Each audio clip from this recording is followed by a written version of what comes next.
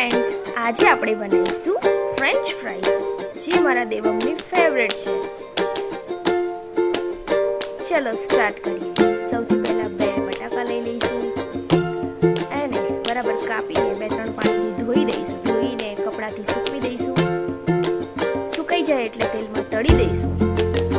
બરાબર ક્રિસ્પી અને બ્રાઉન થઈ જાય ત્યાં સુધી એને તળવાના છે. એકદમ મસ્ત રીતે ક્રિસ્પી થઈ જાય